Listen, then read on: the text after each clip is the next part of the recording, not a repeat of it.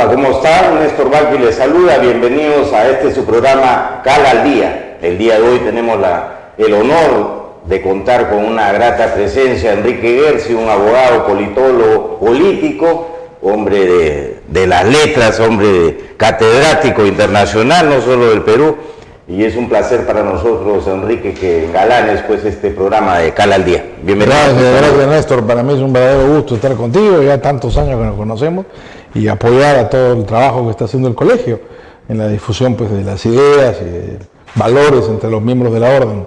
Gracias, Enrique. Bueno, contigo hay innumerables temas, pero algo que está más o menos a colación, hablábamos pues te hemos escuchado también, 500 años de la conquista y bueno, ese rescate de Atahualpa, en realidad los españoles nunca lo han...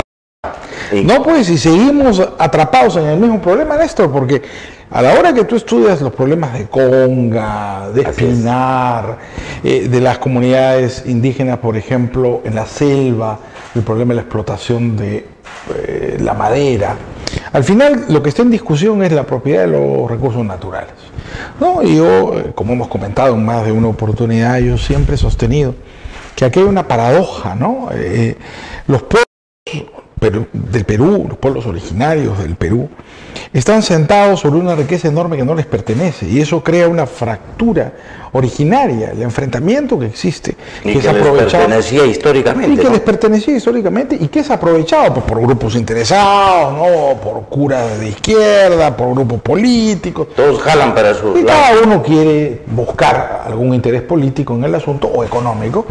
Pasan por encima las reivindicaciones de la gente, ¿no? Yo siempre le pregunto a los chicos en clase, yo dicto análisis económico en San Marcos, ¿no? Y también en la Católica, en la de Lima, el mismo curso. Yo les pregunto, ¿cuál es la diferencia entre encontrar oro en California y encontrar oro en el Perú?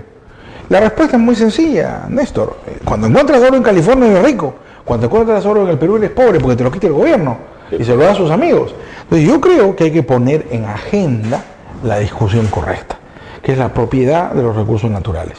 Y creo que la propiedad del subsuelo, ¿no? donde yacen los recursos naturales del Perú, debiera entregarse a los propietarios de la superficie. Y son comunidades, son los ricos.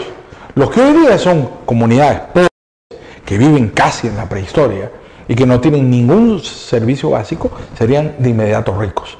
El Estado cobraría sus impuestos igual como es ahora, pagarían su canon, pagarían sus impuestos. Las mineras seguirían pagando pues ya directamente. Las mineras tendrían además que asociarse con los propietarios, como es en Estados Unidos, claro, como es en Canadá, como es en Europa, y yo creo que solucionaríamos esta incubadora de violencia que hay en todo el Perú, porque aquí hay evidentemente una prosperidad económica, la minería está boyante, pero se basa en un pecado original, que es no devolverle la riqueza a los pueblos originarios, ¿no es cierto?, a los que la conquista española los privó de ella. Seguimos en el pecado original, todavía estamos en el cuarto del rescate, Néstor. Ni siquiera se le ha pedido el perdón al pueblo indio.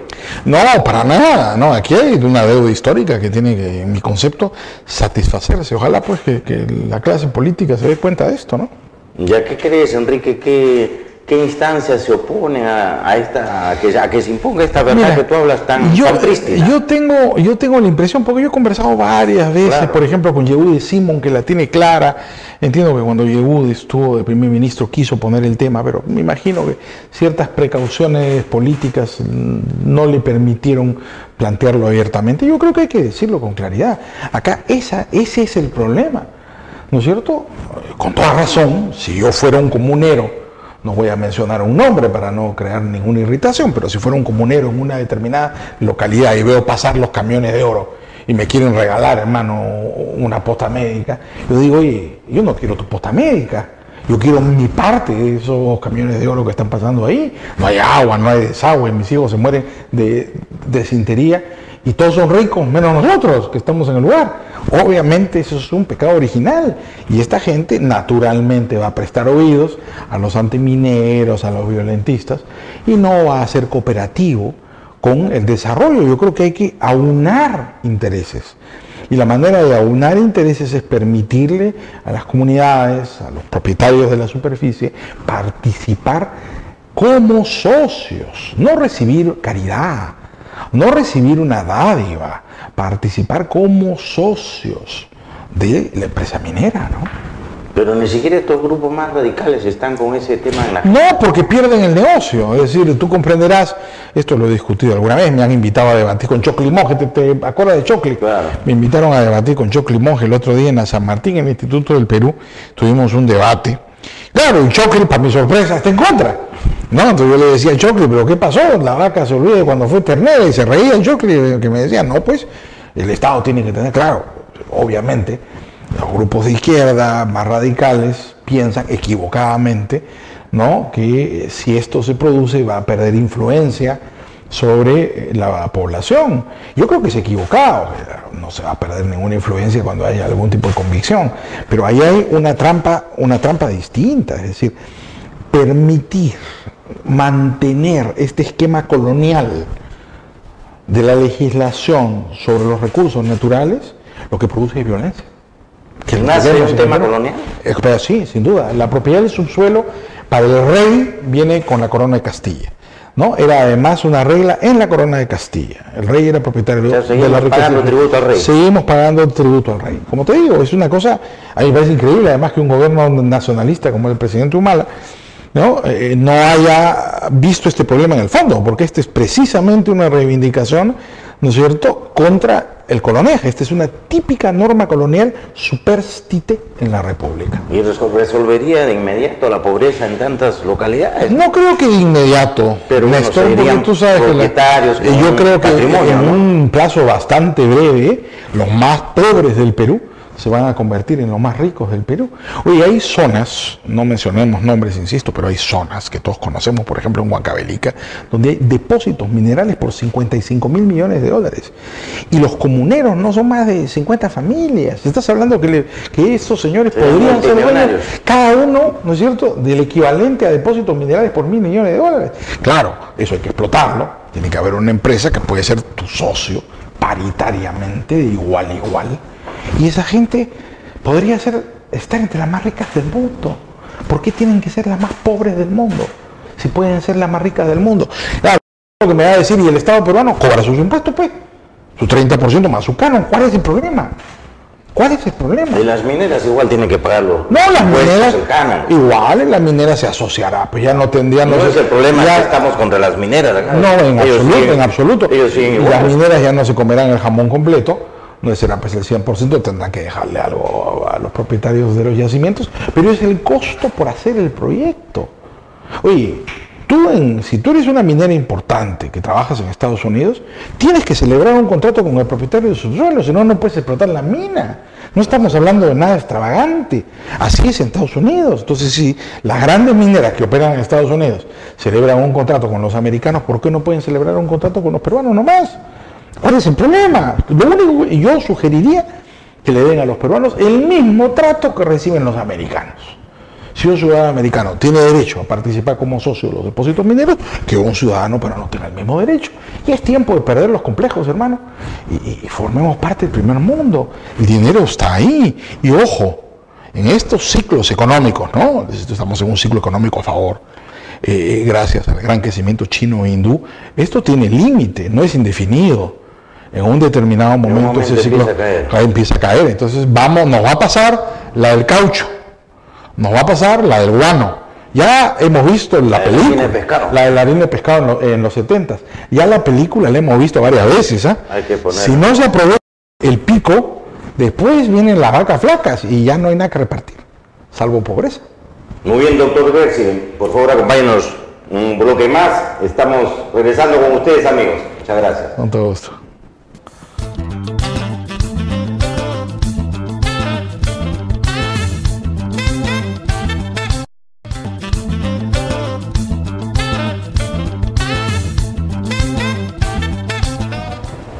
Amigos de Escala al Día, acá estamos pues compartiendo con el doctor Enrique Gersi en esta que es la era virtual y sobre todo la tercera vía de las comunicaciones, como le denominamos. Ya no es la televisión abierta, no es la señal de cable, sino es esta tercera vía donde cada uno de ustedes puede llegar a través de su propia computadora, laptop o hasta celular algunos y poder apreciar esta entrevista con nuestro querido doctor Enrique Gersi. ¿Qué te parece esta tercera vía, Enrique. Néstor, me parece extraordinario además que el colegio se haya puesto a la vanguardia de las comunicaciones. Es indispensable además que todos los miembros de la orden, todos los colegas, abogados, estén debidamente informados, así que yo los felicito. Somos casi 60.000 colegas. Hombre, en Lima. Es una maravilla, además poder tener acceso, ¿no?, al uso intensivo de la tecnología que reduce los espacios y nos permite estar también comunicados. Así es, amigos. Enrique, tú también en otra de tus grandes teorías, pues tienes este tema de la corrupción, ¿no? Tú señalas que en realidad la corrupción es más accesible para los ricos superar los obstáculos que pone el mercado, y en cambio para los pobres los costos son tan altos que prefieren evadir la ley. Sí, es una tragedia. Yo diría que uno de los grandes problemas institucionales del Perú es la corrupción. Pero la corrupción, Néstor, desde mi punto de vista, por supuesto, es un efecto, no es una causa. Muchas veces hablamos de la corrupción como si fuera la causa de los males. No, la corrupción es la consecuencia. ¿Consecuencia de qué, me podrías decir? Consecuencia del alto costo de la legalidad. ¿No? Cumplir con la ley es costoso, nada es gratis. Partamos por eso, ¿no? Todos sabemos. No hay almuerzo gratis. Nada de almuerzo gratis, nada es gratis. Todo cuesta. Cuesta, aunque no sea dinero, te cuesta en tiempo. Pues cuando haces algo, te cuesta tiempo, te cuesta información, poder cumplir a veces con un trámite, ¿no? Entonces, cuando el costo de la ley es muy alto, dice la teoría económica, la gente no cumple la ley, evade la ley. Y la corrupción se convierte en una consecuencia del alto costo de la ley. Pero no todos tienen el mismo... No. El mismo bolsillo, digamos, ¿no? Para algunos será, no es tan costoso. Efectivamente, ¿no? Dicen los economistas que el costo es lo que tú sacrificas para hacer algo, ¿no? El costo no es lo que tú pagas, es el precio, ¿no? El costo es lo que tú dejas de hacer para hacer algo. Por eso hablan algunos de costo de oportunidad, ¿no? En realidad, todo costo es una oportunidad sacrificada. Lo que tú dejas de hacer para hacer una cosa es el costo de lo que hiciste. Entonces, el problema es precisamente eso, que la corrupción no se reparte asimétricamente en la sociedad. La corrupción le cuesta más al más pobre y le cuesta menos al más rico. ¿Por qué? Porque el más rico sacrifica menos que el más pobre. Así es, si tú eres pobre y te dicen que tienes que cumplir con un trámite y no puedes cumplir con ese trámite, porque ese trámite o es muy engorroso. Tienes que hacerlo tú mismo. Así es, tienes que hacerlo tú mismo, entonces tienes que dejar de trabajar. No lo puedes cumplir. ¿Qué hace la gente? Existe la tentación terrible de incurrir en corrupción. En cambio, ¿qué pasa cuando tú tienes impuestos, no pagas impuestos, no contratas contador? Te desertas al sector informal? ¿Qué hace el rico? Para el rico, por supuesto, tampoco es el mejor de los mundos, claro, pero el rico tiene más posibilidades de acceder porque a él le cuesta menos cumplir con la ley. Entonces acá se produce una paradoja, una especie de efecto regresivo perverso en el cual al que perjudica más una ley ineficiente es al pobre y no al rico. El rico estaría mejor con una ley eficiente, pero tampoco lo condena a la pobreza. En cambio, al pobre lo condena y lo mantiene a la pobreza. Por eso es tan importante, Néstor, que nosotros como abogados, aprovechando los foros que la orden tiene, seamos conscientes de las consecuencias económicas de la ley. La ley es costosa, no es gratuita. Una legislación ineficiente produce costos y esos costos son por definición discriminatorios porque inciden más en el pobre que en el rico. Y de esa manera yo creo que podríamos entender que una reforma es indispensable. Mira, yo te voy a mencionar menos leyes, pero más efectivas. Sí, y entender la lógica económica, Néstor. Yo sé que la tiranía en la televisión es siempre el tiempo, pero 10 segundos. Mira, por ejemplo, el problema de los aranceles judiciales, que preocupa tanto a los colegas con toda razón, y a los litigantes. Las tasas judiciales. Las tasas judiciales. Como tú sabes, el arancel es una tasa. Sí. No es una contribución, ni es un impuesto, es una tasa. La tasa debe corresponder, de acuerdo al mandato de la ley, ¿no?, al servicio efectivamente prestado. Pero ¿qué sucede en el Perú? Que el Poder Judicial le cobra a los litigantes tasas que son en proporción a la litis. ¿Qué tiene que ver Eso es absolutamente ilegal. Yo me pregunto por qué Indecopi no ha abierto hace tiempo una investigación. Esa tasa es absolutamente ilegal. Los aranceles judiciales no se pueden cobrar en función de la litis, ni en función de la instancia. Tiene que estar en función del costeo que haga la institución pública de acuerdo con el servicio debidamente prestado. Es decir, por una casación, la Corte Suprema tiene que cobrar lo que cuesta tramitar una casación. Esa información la tiene la gerencia. Alguna vez, cuando yo estaba en el tiempo del doctor Tada, en el Consejo Consultivo del Poder Judicial, le hice la pregunta al gerente: ¿cuánto costaba un recurso de casación? ¿Tú crees que debería haber una mayor clasificación, más tasas? No, para menos. Más? Yo no pienso en más tasas, pienso en que deben cobrar mucho menos. O sea, los costos, bajar los costos. Por supuesto, el costo de tramitar una casación no son los 3.000 y pico soles que nos cobran de tasa máxima. La tasa tiene que ser la tasa del trámite. Y administrar un recurso de casación le cuesta muchísimo menos dinero al Poder Judicial. Administrar un recurso de apelación le cuesta mucho menos dinero. Ellos solo debieran cobrar hasta el límite exacto del costo. Y no, como es ahora, encarecer la litigación perjudicando el acceso a la justicia. La justicia no puede tener esos costos, que es el gran problema que hay en el Perú. El mismo pecado lo cometen los centros de arbitraje, que te cobran en función de las litis. Y eso hace que el arbitraje se haya vuelto justicia de ricos. Y no tiene acceso a la gente. El Indecopi tiene tasas muy altas. Muy costoso. Y eso no equivale al servicio efectivamente prestado. Ahí yo creo que tenemos un tema para que además se vea precisamente el problema del costo, el cumplimiento de la ley. El ciudadano le estamos cobrando por solucionar sus conflictos. Tiene que cobrarse el servicio, no puede ser un negocio. Enrique, sobre lo que hablabas de las normas y su beneficio, ¿crees tú, porque está en debate también, tú que has sido diputado, irías por la doble cámara?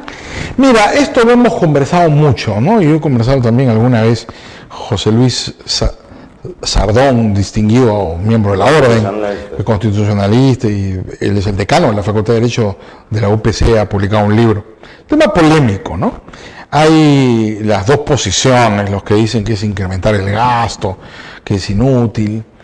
Pero yo tuve una buena experiencia, digamos. Yo estuve muy brevemente en el Congreso, 90-92, vino el golpe de Fujimori y ya no me volví a presentar. Pero el Senado, por lo menos el Senado que yo conocí, era una institución de lujo, porque tenía además una representación nacional. El problema con la Cámara de Diputados o con el Congreso es que tiene representación local. Entonces, ¿qué pasa? Que nadie está pensando en el país, cada uno está pensando en su votante regional, local o provincial. En su reelección. Y en su reelección. Y nadie está pensando de manera nacional. Oye, yo he estado, yo he asistido a los debates de un congreso en el cual tenías a senadores de la talla pues, de Luis Alberto Sánchez, de Armando Villanueva, Mario Polar, de Manuel Ulloa, de Lancia Grund. Era una delicia. Sí. Era una delicia escuchar ese debate. Entonces era otra cosa. Además de la gente, toda murió pobre. Ninguno era, ninguna persona que haya estado involucrada en ningún tipo de escándalo y que pensaba en el país. Y eran distintos partidos, eso no importaba. Cada uno tenía sus convicciones, su punto de vista. Yo me acuerdo, todavía en el Congreso del año 90, Luis Alberto Sánchez estaba en la Cámara. Y cuando Luis Alberto se paraba a hablar, el Congreso enmudecía, porque tenía algo que decir. Y todo el mundo sabía las convicciones de Sánchez, pero todo el mundo sabía que él pensaba en el país, que estaba por encima de eso. Digamos, ese nivel de reflexión yo sí creo que se ha perdido en la política peruana y que tal vez un Senado pequeño, sin privilegios, podría ser un aporte importante para el debate político. Muy bien, Enrique. Gracias, amigos. Volvemos de una breve pausa.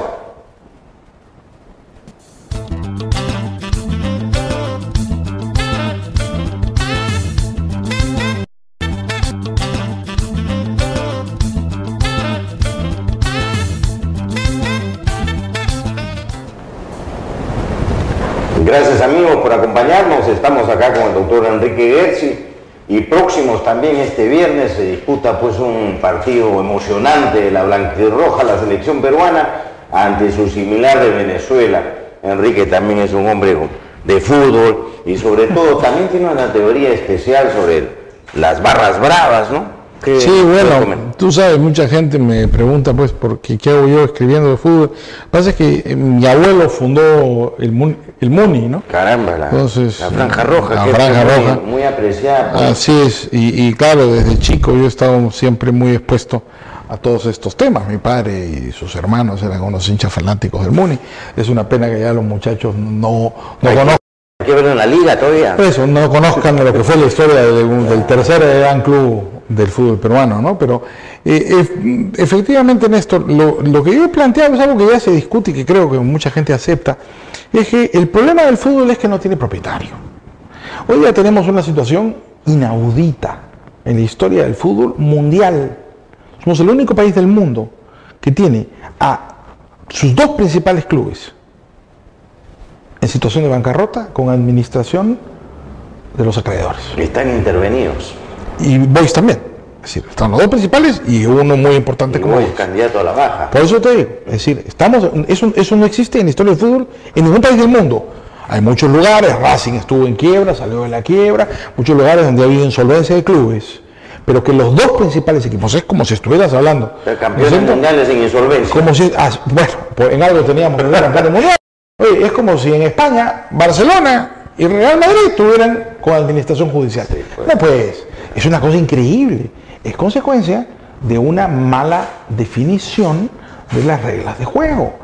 No tiene propietarios el fútbol. Como no tiene propietarios el fútbol, los clubes han terminado siendo pasto. Y los dirigentes que entran tampoco les interesa, parece, ¿no? Pasto de los dirigentes, a veces con mejor fortuna que otros, pero esencialmente lo que ha habido es una estructura ineficiente, una estructura empresarial ineficiente. En Chile pasó lo mismo, ¿no? En Chile pasó lo mismo, hubo el Colo-Colo un largo proceso de insolvencia, pero al final se reestructuraron. Pero en Chile los clubes se vendieron. Los acreedores capitalizaron sus acreencias, ¿no es cierto? Y se convirtieron en sociedades anónimas, como tiene que ser. ¿Tú crees que eso ocurra con la U y Alianza? Yo creo que es el único camino. Y eso ¿puede ocurrir? Debiera ocurrir. Ahora están en un proceso de insolvencia. Debiera ocurrir, ¿no? El capital de los clubes es cero. Cero. Lo que pasa es que no pueden capitalizar la SUNAT, que es el principal acreedor. Entonces, en el programa, pues está prohibida por la ley, en el programa de reestructuración debiera haber un proceso de capitalización en lo cual se invite pública y transparentemente, yo creo que a través de la bolsa, ¿no es cierto? Y habría interesados, ¿no? Yo creo que muchos, no solo peruanos, sino internacionales. El negocio del fútbol es un negocio importante. Mira, Boca, Macri, con gran inteligencia, mira la crisis que tiene River, Macri, con gran inteligencia, salvó a Boca, porque lo listó en bolsa.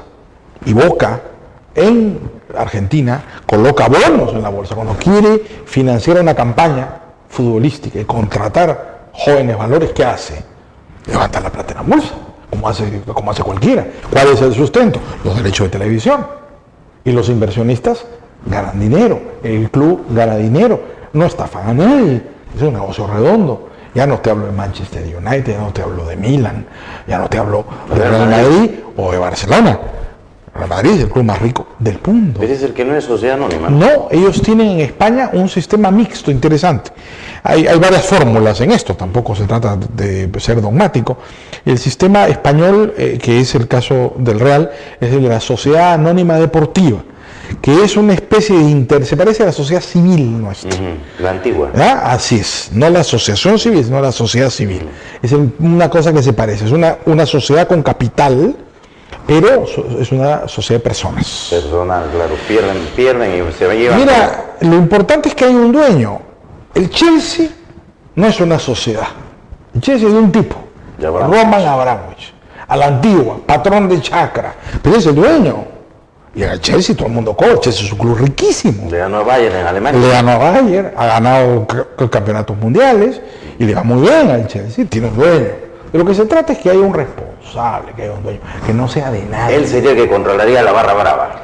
Obviamente la barra brava y las finanzas del club y le pagaría a los jugadores. Porque no va a dejar que estudian el estadio. Sin defraudar a nadie. Como tú comprenderás, cuando un club tiene dueño, no permite que haya una barra brava, cumple sus obligaciones, le paga a los jugadores. Estarían empadronados a toda la barra y Mira, efectivamente con un control, ¿no? Hay muchas fórmulas, Néstor. Los más exitosos fueron los ingleses, al extremo que seguramente tú que eres un gran aficionado, verás los partidos por la televisión, ya no hay malla.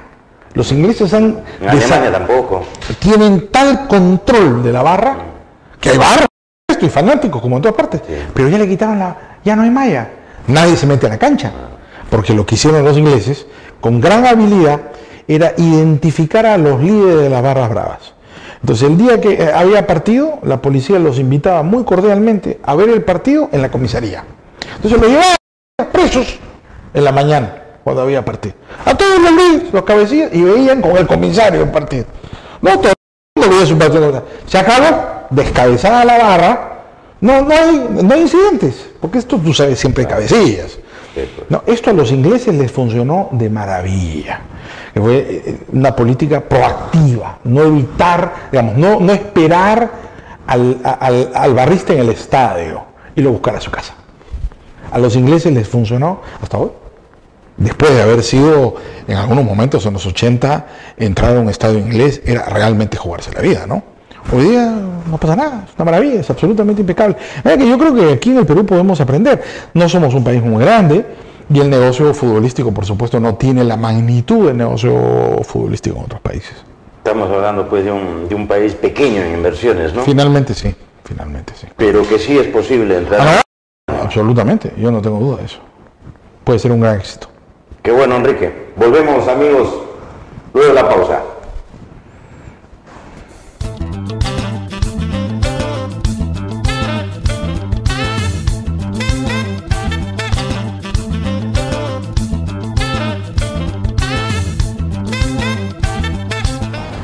Gracias, amigos, por acompañarnos. Estamos en Cala al Día, en esta de su hora virtual, acompañándonos también el doctor Enrique Gersi, con quien hemos tocado diversos temas. Obviamente Enrique tiene una vena política también importante, fue diputado muy joven y además un poquito antes era uno de los jóvenes turcos de la prensa ahí con Salazar Larraín. ¿Qué recuerdo de esa época? Cómo no, esos eran recuerdos muy intensos. Digamos, yo entré a trabajar a la prensa en febrero del año 81. Los periódicos fueron devueltos en julio del 80 por Fernando Belaúnde, ¿no? Entonces, en febrero del 81, me acuerdo, ya estuve trabajando en la prensa y tuvimos pues compañeros inolvidables y grandes amigos. Algunos avanzaron bastante en el periodismo. Sí, ¿no? como no, Carlos digamos, Capuro, el único que se retiró del periodismo, ¿no? El único que se salió del periodismo soy yo. El único que regresó al derecho. Primero, veamos, claro, terminé la carrera de abogado, y luego me dediqué un poco a la política y volví a ser abogado. Pero todos mis demás amigos, algunos de ellos, aunque son abogados, como Carlos Espada, ¿no?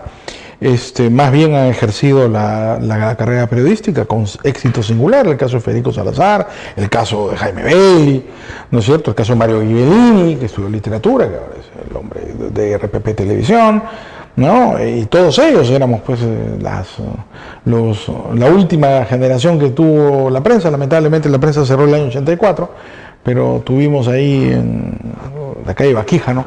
Una escuela de liberalismo, además, que para nosotros fue muy intensa. Enrique Chirinos era nuestro jefe. ¿El liberalismo, Enrique, se puede aplicar a la política? Sí, bueno, mercantilismo. Bueno, pero digamos, hay una intervención en la política. Hay una tradición liberal muy importante en la política que no es de hoy. Digamos, la tradición liberal, la mejor tradición liberal, tú la puedes buscar desde la Revolución Gloriosa de Inglaterra, ¿no? La Revolución Francesa, el liberalismo inglés, todo el siglo XIX está asignado por las banderas liberales. El siglo XX es un siglo en el cual el liberalismo más bien retrocede a nivel político, aunque tiene experiencias muy importantes. La más importante es la experiencia de la reconstrucción europea, particularmente en Alemania. Konrad Adenauer lleva a cabo, aunque él un demócrata cristiano, una política de reconstrucción de toda Alemania, esencialmente liberal, ¿no? Ello en el plano económico, Enrique. Sí. Pero te quería consultar más en el tema político. Pero el tema político, fíjate, los grandes hay un conjunto de partidos que además se definen como partidos liberales que han tenido y tienen una presencia política muy importante. Te hablo, por ejemplo, en América Latina, el Partido Liberal en Colombia, el Partido Liberal en Paraguay, el Partido Liberal gobierna Honduras casi ininterrumpidamente desde hace un siglo, y son todos miembros de la Internacional Liberal, junto con el Partido Liberal inglés que gobierna Inglaterra hoy día, y el Partido Liberal alemán, que ha estado prácticamente en todos los gobiernos de Alemania federal desde el fin de la guerra. Entonces el liberalismo tiene una presencia política, no solamente una presencia económica, que es muy importante. Los liberales siempre hemos sido, los partidos liberales siempre se han caracterizado por ser partidos de cuadros, no por ser partidos de masas. Masas liberales desde la Revolución Francesa no hay en las calles. El liberalismo es esencialmente un movimiento de élites políticas y de cuadros políticos. Los grandes partidos liberales, con excepción del Partido Liberal en Colombia, el Partido Liberal en Paraguay, el Partido Liberal en Honduras, los partidos liberales europeos, son todos partidos de cuadros. El ministro de Relaciones Exteriores de Alemania y el ministro de Economía de Alemania son del Partido Liberal, ¿no? El viceprimer ministro inglés es del Partido Liberal, es decir, la presencia de los liberales en política es una realidad. En América Latina, como te digo, ha sido solamente los grandes partidos liberales históricos han conservado más el nombre, ¿no? En otros lugares se ha perdido el nombre. Por ejemplo, en Chile no hay un partido liberal, pero la UDI es eso, es esencialmente el Partido Liberal chileno, aunque prefieren no llamarse liberales, ya por razones tácticas, ¿no? Pero en otros lugares se conserva el nombre, la denominación histórica, ¿no? Entonces yo creo que el liberalismo, tanto a nivel filosófico como a nivel económico y a nivel político, es una realidad que existe. Por supuesto, siempre ha sido una realidad de cuadros, somos un movimiento de cuadros a nivel internacional, más que un movimiento de masa, ¿no? Y van más hacia a lo que se llama pues el caudillismo, porque cuando hay liberalismo se acepta simplemente lo que el mercado está demandando.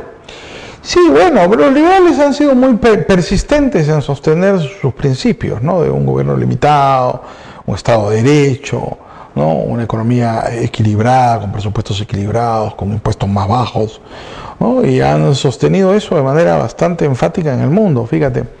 Rumi, los republicanos son muy poco liberales, en el sentido propio de los términos, son bastante conservadores, pero ha escogido Rumi, el Partido Republicano, como vicepresidente a Paul Ryan. Paul Ryan es un discípulo de Hayek, ¿no? Paul Ryan es un liberal, eres un congresista de mediana edad, pero es un hombre muy importante en Estados Unidos. Si Rumi ganara las elecciones, su vicepresidente va a ser un liberal. El Partido Republicano es una especie de club electoral, hay todo tipo de gente, digamos, con todo tipo de convicciones, pero Paul Ryan es un liberal clásico, en su formación es la de ser un liberal clásico, de hecho es un discípulo de Hayek, ¿no? Y lo hace notar, lo dice, lo cita permanentemente, es un tipo con una gran formación política e intelectual, ¿no? Nos pasa en América Latina también, ¿no? Yo pertenezco a una serie de organizaciones liberales en el mundo, y muchas veces me preguntan lo mismo, me dicen, oiga, doctor Gersi, ¿cómo en el Perú el liberalismo debe ser muy importante? Entonces yo me sonrío, ¿no? Porque yo creo que el liberalismo es muy importante en el Perú, pero a nivel académico. Porque claro, causa una gran curiosidad en el mundo saber que de los 10 liberales más importantes del mundo, 2 son peruanos, ¿no? No hay 2 americanos ni 2 alemanes en esa lista, pero hay 2 peruanos, y te hablo de Mario Vargas Llosa y de Hernando de Soto, ¿no? Con los dos que tú trabajaste. Yo he trabajado con los dos, con Mario conservo una relación muy cercana, con De Soto hemos tenido una serie de discrepancias, pero digamos, hay una convicción ideológica básica, ¿no? Y son 2 peruanos, es decir, bastante llamativo que a la hora que haces la lista corta y le pides a cualquiera que diga, a ver, nómbrame los 10 liberales vivos más importantes del mundo, van a estar en esa lista Vargas Llosa y De Soto, y van a estar probablemente entre los 5 primeros, no entre los 5 últimos. Entonces, claro, ¿estamos sobre representados los liberales peruanos en el liberalismo mundial? No. Yo creo que hay, y esto ya es un poco propaganda, Néstor, ya que me haces la pregunta. Me pasa como profesor que viajo por el Perú con mucha frecuencia a dictar clases clases de derecho. Y encuentro a toda una generación de jóvenes muy entusiastas con las ideas liberales. Y ya Internet ha reducido las distancias. Y antes conseguir un libro era muy difícil, hoy día es muy fácil. Pero todo está en la web. Si lo buscas, lo encuentras. En algunos de los buscadores, en alguna biblioteca virtual. Hoy día hay la tendencia inclusive a tener los ebooks gratis de mucha información. Entonces, un joven estudiante universitario en una universidad en Cusco tiene el mismo acceso a la información que un estudiante universitario en Lima. Gracias a Internet se ha democratizado la información de una manera impresionante en 10 años. Entonces, eso ha diseminado enormemente las ideas de la libertad. Y yo encuentro en el Perú toda una generación de jóvenes liberales, muy impresionante, ¿no? Yo escucho a Nano Guerra García, que viene de la izquierda, ¿no? Y su discurso es un discurso liberal. Un emprendedor. Y un emprendedor. Yo veo, mi impresión es que hay probablemente un movimiento liberal que va a cristalizar muy fuertemente. Te hago notar que ya Kuczynski tocó sin querer probablemente esas teclas en la última campaña, una cosa juvenil, probablemente muy urbana y universitaria, pero veo venir, como lo que pasó en el 56 con la aparición de Fernando Belaúnde en la política, que de ese sector va a venir algún movimiento político que va a hacer historia en el país. Bien, Enrique, cómo no, muchas gracias. Continuamos, amigos, ya hablando sobre el tema político, finalmente con Enrique, que ha estado al lado de Vargas Llosa y de Jaime Bailey también. Permiso.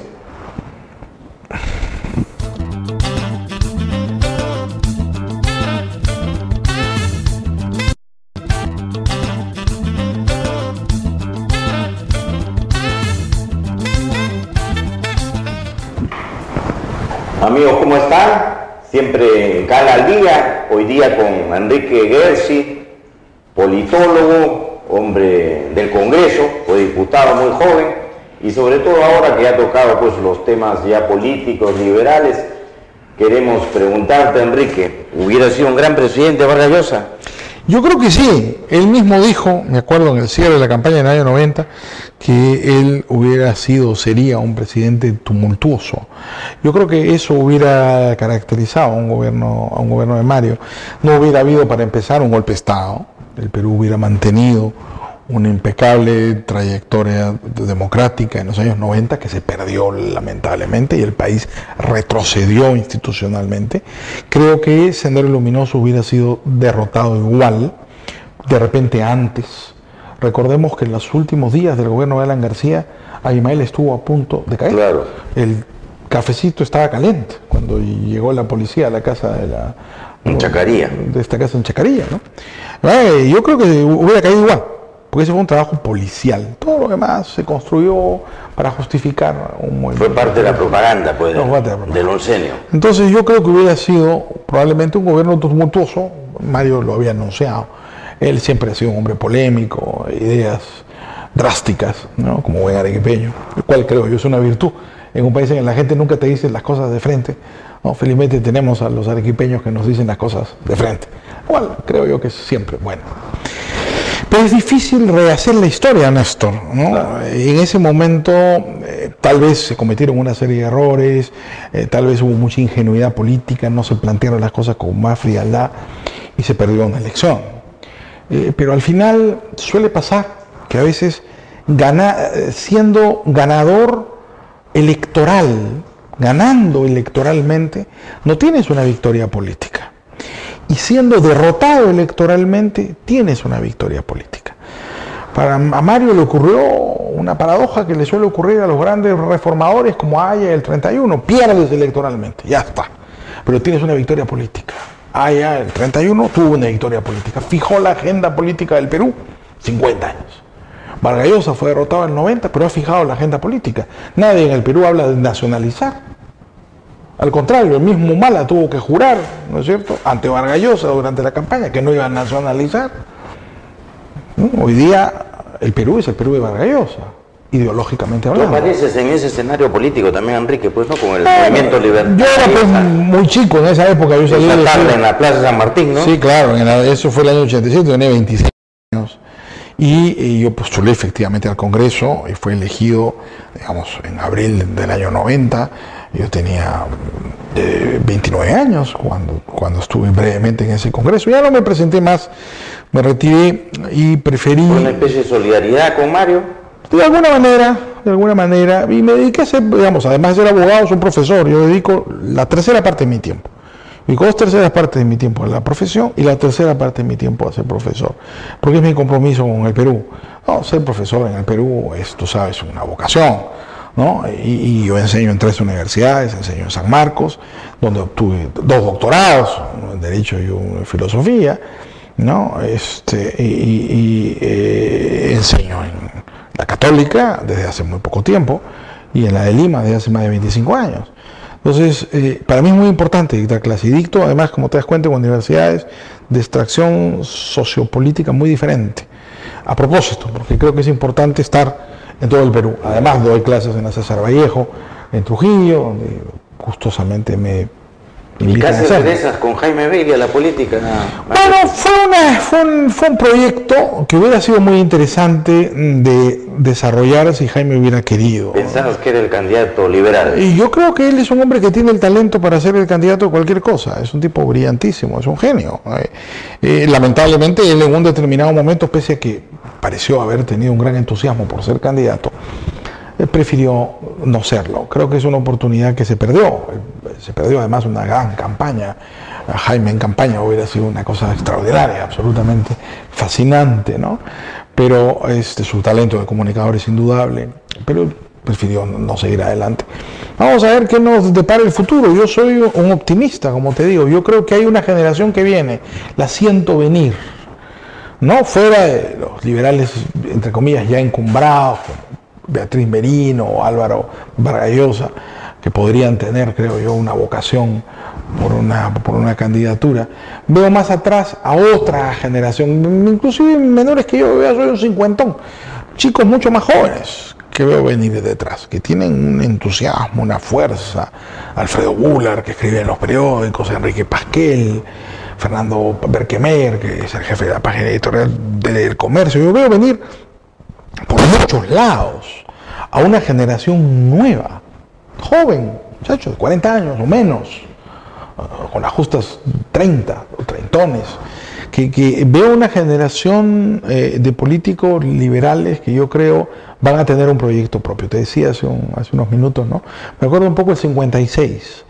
Va a ser un movimiento, probablemente un poco como fueron los jóvenes alrededor. Son las universidades. Como fue este movimiento espontáneo alrededor de Pedro Pablo Kuczynski en la última campaña, yo creo que ese ha sido la primera llamada de atención. Eso no se va a canalizar por ningún partido político tradicional. Eso va a ser una cosa, un movimiento nuevo como el 56. Va a salir algo de ahí.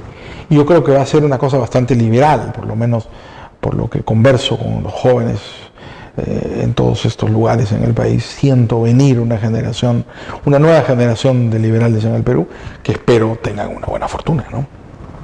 Bien, Enrique, sabemos pues que tú eres un apasionado del derecho, eres un gran abogado. ¿Qué aconsejarías a los jóvenes que están animándose a ingresar al derecho? Mira, yo les aconsejaría una cosa, y para eso les contaría en 2 minutos mi historia. A mí no me gustaba el derecho. Estudié derecho porque, bueno, no sabía matemáticas y era lo correcto cuando entré a la universidad en el año 78. Entonces, yo fui un buen alumno, siempre fui un buen alumno. La universidad fue bastante buen alumno, nada. Me dediqué a otra cosa. Tanto no me gustaba el derecho que me dediqué primero a periodista en la prensa y luego a investigación social en el ILD de Soto, ¿no? Pero en un determinado momento, después de mi aventura política fallida, descubrí el derecho. Ya lo descubrí siendo abogado, teniendo mi título colgado en la pared, pero nunca había ejercido. Y descubrí que el derecho era una aventura fascinante. Yo les diría a los jóvenes estudiantes, a los jóvenes con una vocación, que nunca dejen de estudiar. El derecho es una formación permanente. Y que hay que leer, sobre todo hay que leer a los grandes autores. Para mí, por ejemplo, leer a Planiol, no leer los manuales que dicen que Planiol dice, no, lean a Planiol. Es una delicia leer a Yoserán, leer a los hermanos Masó. Tú descubres literatura, descubres que el derecho es una aventura intelectual fascinante. Los jóvenes necesitan hacer algo heroico para sentirse bien. Yo creo que el derecho puede ser una aventura heroica, luchando por la justicia y defendiendo la libertad de las personas. Muy bien, muchas gracias, Enrique. Con ustedes, amigos, hasta la próxima semana en una edición más de Cala al Día, siempre desde esta tercera vía virtual en la cual llegamos con todos ustedes. Muchas gracias.